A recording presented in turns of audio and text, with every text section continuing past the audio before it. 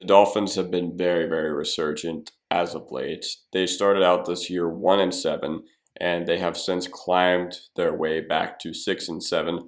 They're a step behind everyone because I believe they've dug themselves a hole too deep. But one of the reasons why they have turned it around, one of the reasons they are on a 5-game winning streak right now and have looked amazing in the process, is because of the guy they drafted this year, the guy they traded up to get from 12 to 6. They decided best player available at 6 to build their team and get to a super weapon was Jaylen Waddle. They shelled out elite capital for the quarterback they took 5th overall last year, who at the time was viewed as the quarterback of the future, but everything they've done since then has just led me to believe that Miami is flat out an incompetent organization as far as what they've done with Tua. This year, Jaylen Waddle has been highly, highly productive as a receiver. He's only behind Cooper Kupp, Chris Godwin, Tyreek Hill, and Devontae Adams with receptions. And we have already been blessed with another very, very good rookie class. Who has the most receiving yards amongst rookies? Jamar Chase, Jaylen Waddle, Kyle Pitts, and Devontae Smith. All played in the SEC, all had very good draft pedigrees. The Bengals, Dolphins, Falcons, and Eagles have to be very pleased with the picks they've made. Waddle is on pace for 112 catches this year, which would be 11 more than any rookie ever, which is remarkable because getting volume is a skill in itself, commanding targets and getting receptions is a skill in itself, which was a big argument for people trying to downplay Michael Thomas when he was making all sorts of noise 2 years ago that he was just a slant runner, that he didn't have any practical talent, which I think is ridiculous, and I think people look at football with rose-colored glasses more often than not, myself included, but receptions are still meaningful when we look at stats. Most games with 8 or more catches this year, we have Cooper Kupp at 7 and Jaylen Waddle at 6. Is he going to win any sort of award this year? I don't believe so, because Mac Jones is just the runaway favorite to win Offensive Rookie of the Year. And to be honest, this list is just completely ridiculous. We have to acknowledge the fact that Mac Jones is playing very good football and is the leader of a team that is currently the #1 seed in the AFC. Awards are biased towards quarterbacks, but to be completely honest, I would vote for Chase, Waddle, Smith, Harris, and Javonte before I voted for Mac Jones. Those guys have all been better players for their teams, and you can't really change my mind. So now that we know he's good, let's talk about before he came into the NFL. Before Miami took him with the 6th overall pick in this year's draft. Last year, Miami looked like they were on track to building a powerhouse. They finished 10-6. The only reason they didn't make the playoffs was because the AFC was very good last year. After the 2019 year, the Dolphins had the Texans picks, and we knew the Texans were going to absolutely suck last year. And yeah, it looked like the Dolphins were going to be a really good team, and if they had just a few more players, they looked like they were going to be dominant. According to Matt Harmon, Jaylen Waddle led all wide receiver prospects with an 80% success rate versus man coverage. He had great speed and control. When I make these videos, I try to talk about what things were like at the time so we can learn above all else, because we want to avoid hindsight as much as possible. I'm just tired of teams making picks that were viewed as good picks at the time, then getting shit on years later. Alright, the 2021 draft. Chase was viewed as the unanimous #1 receiver, big-bodied receiver, dominant at LSU. The question at the time was, were the Bengals going to be stupid for taking Chase over an O-lineman? At the time, yes. Now it looks fantastic. Mazel tov to them.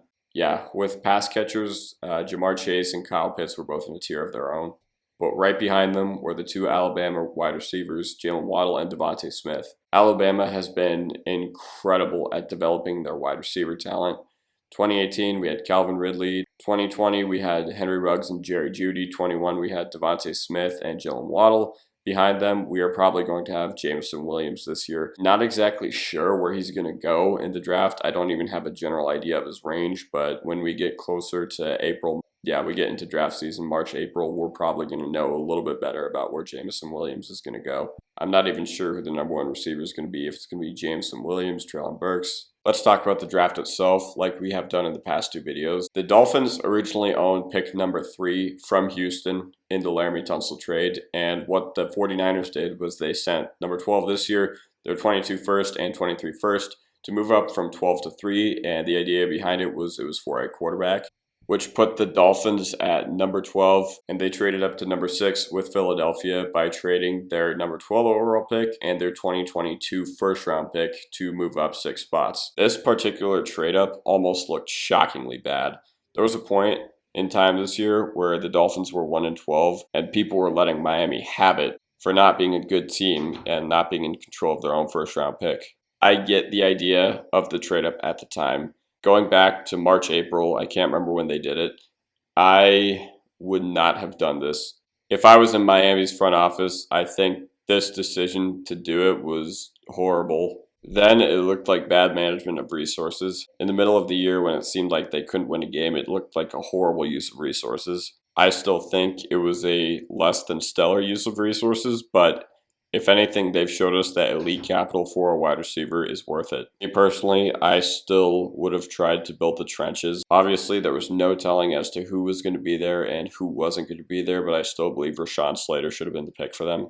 We have to look at what did happen as opposed to what could have happened. When the Dolphins were 3 weeks into the year and they had already looked like they were kind of sputtering, they beat New England week 1, but afterwards they didn't look very good. Here's a tweet regarding next-gen stats and the average depth of target of a lot of the rookie wide receivers who were drafted this year, not even in the first round. So we had Chase at 16.4 yards, Devontae Smith at 15.9 yards, De'Ami Brown with 13.1 yards, Elijah Moore 13 yards, Amon-Ra St. Brown 9.9 yards, Jaylen Waddle 3.8 yards. I don't even know what's considered average, what's considered good, because we have so many guys in the NFL who are just great at being deep threats. We have so many guys who are great at being middle of the field monikers and guys who are great in the short passing game. But 3.8 yards is like a running back. A lot of people were criticizing Deontay Johnson last year and didn't think he was actually that good of a football player because his average depth of target was like 4 or 5 yards. Jaylen Waddle's was a full yard or two below that. Yeah, the Dolphins struggled to begin the year, but Jaylen Waddle said, I feel like we're building, honestly, with us losing the game. I'm not sure what game he was talking about, but he also said, with us losing the game, I feel like we've learned a lot. We're a young team. We're just going to try to continue to get better. And I commend him for saying this. 4 weeks into his career with Miami, he already matched his loss total at Alabama. We've had a lot of NFL executives in the past 5 years say things that can be considered dumb, can be taken out of context, whatever. 5 years ago, I remember Jerry Jones in particular saying that he lost sleep because the Cowboys missed out on Paxton Lynch when they drafted Dak Prescott 3 rounds later.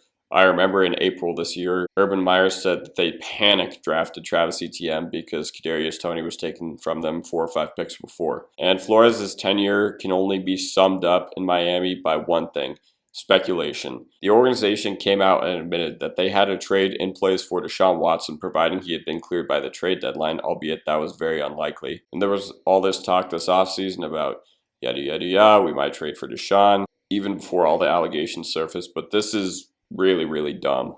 Talking about the draft this year, Brian Flores said, we talked about a lot of players. Kyle Pitts was selected before we picked, but we are very happy with Jaylen Waddle. So what does that tell you? That tells you that Kyle Pitts, not Jaylen Waddle, was their guy.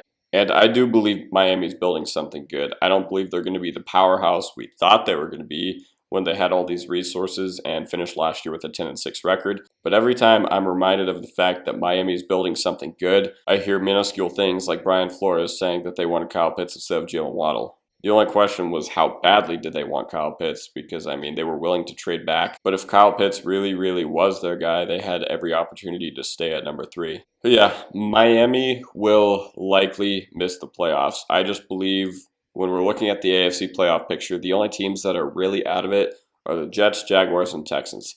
Every other team is in the mix, and there are a boatload of teams with 8-5, 7-6 records, and the slow start Miami had this year has really, really shot them in the foot. But this rookie class has already showed out. We have Jaylen Waddle, who is 15 receptions away from the rookie record. Jalen Phillips has been lighting it up recently. Uber athletic guy. I am probably going to make a video about him. He has just been tearing it up the past 5 games while Miami's been on this win streak. And Javon Holland, every year there's a safety that drops to the second round who could have easily gone in the first round, and that guy this year has been Javon Holland. 4th highest graded safety in all of football. Great class for Miami. A big complaint a lot of people have about Miami is that they seemingly have 0 run game, and the Broncos traded up from either 40 or 41 to 35 with the Falcons so they could jump Miami and select Javonte Williams. I'm not sure how much merit this holds considering nothing was ever released publicly, but George Paton, the Broncos GM, got a text from a Dolphins insider congratulating him on screwing up Miami's plans. They've got to be super stoked with how Holland is playing, but yeah, Javonte to the Dolphins would have been awesome. There was also a really good stat from Mike from BDG on Twitter, which is his contested catch rate.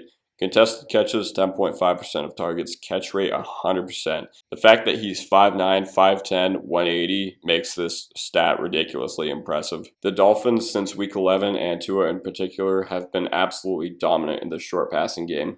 Since Week 11, Tua on short passes has gone 55 for 61, 427 yards, 4 touchdowns, and added 28.9 expected points from the air. And he's the only quarterback in the league over 21 in that time span. Waddle is fast too. I know he ran super fast on the combine, but game speed is different than workout speed. Against Carolina, Waddle reached a top speed of 28.80 miles per hour, tied for the 4th fastest in the league this year on a play behind MBS and JT. Those guys are both pretty quick in their own right too. Tua is starting to play well, and I don't think they could have dug themselves out of that 1-7 hole without Jaylen Waddle, without their star rookie wide receiver. If they focus more on the skill positions heading into this offseason, I believe they can be a very good team next year. If they manage to get a running back, if, a guy who's supposed to be in the 2nd round falls to the 3rd round, maybe that guy could be a game changer for them. Maybe day 2, there's a wide receiver who everyone expects to go in the 1st round that ends up slipping a little bit. They're going to have a mid to high 2nd round pick, so why not use that on a wide receiver? That could help out both Tua and Waddle. Dolphins have looked hopeless this year at times, but this rookie class, and in particular Waddle, has kept them out of the basement and has really kept them going in this resurgent run they've had. Thank you for watching. If you've made it thus far, I'm always open to video ideas, so drop a comment if you want to see my analysis on any particular player. Other than that, I will see you guys next time.